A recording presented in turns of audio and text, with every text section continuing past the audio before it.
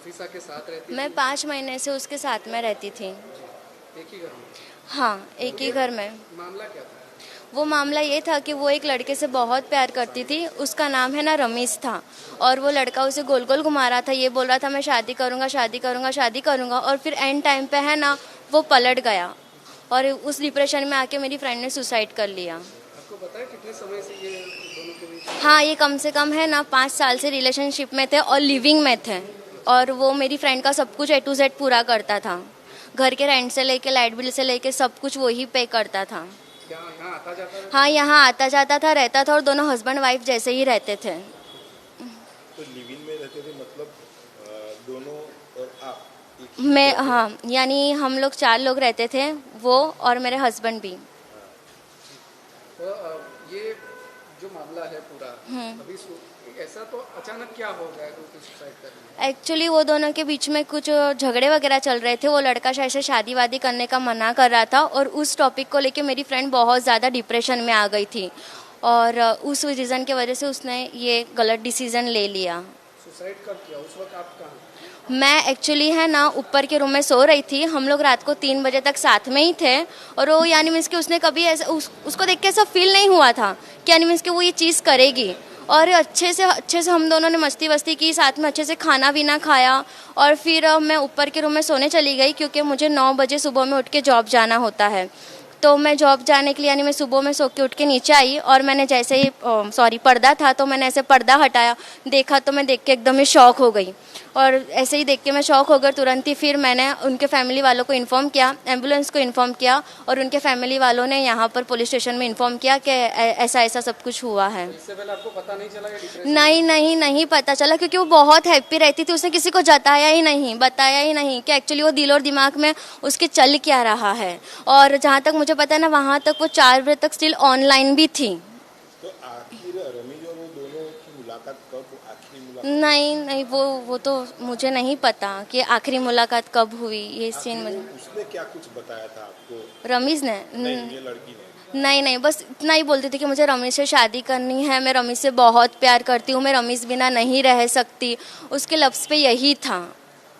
तो रमीज ने या उसको फैमिली ने ना बोल दिया, वो बताया था आपको?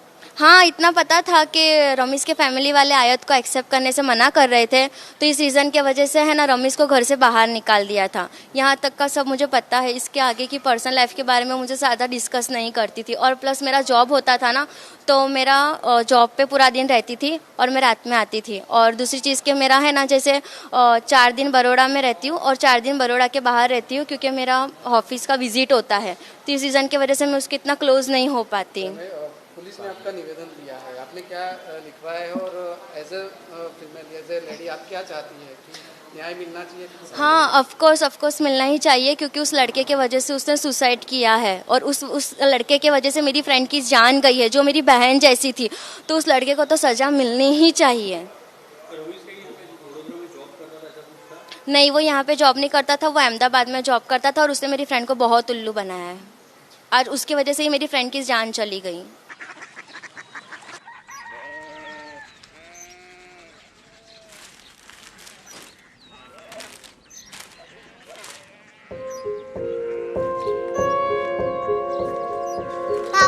बाबा कोरिया सिटी জানি না।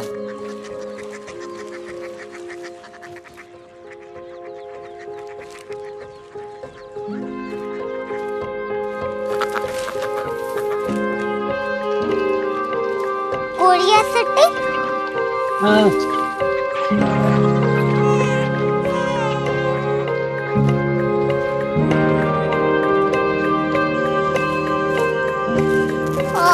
कोरिया सिटी कहाँ पे है? शहर अंग्रेजी लगे हैं।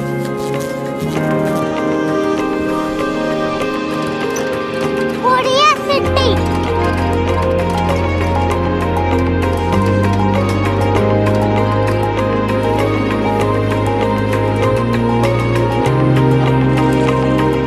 वो बहुत दूर है।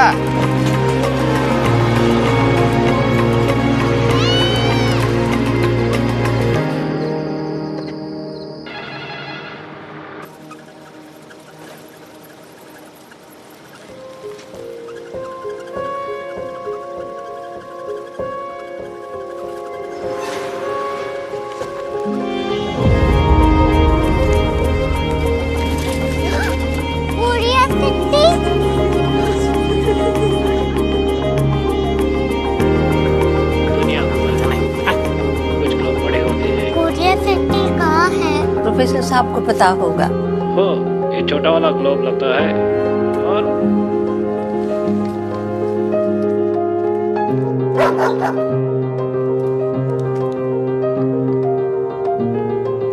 पता नहीं, मेरी बेटी से जाके मिल लो, शायद उसे मालूम हो।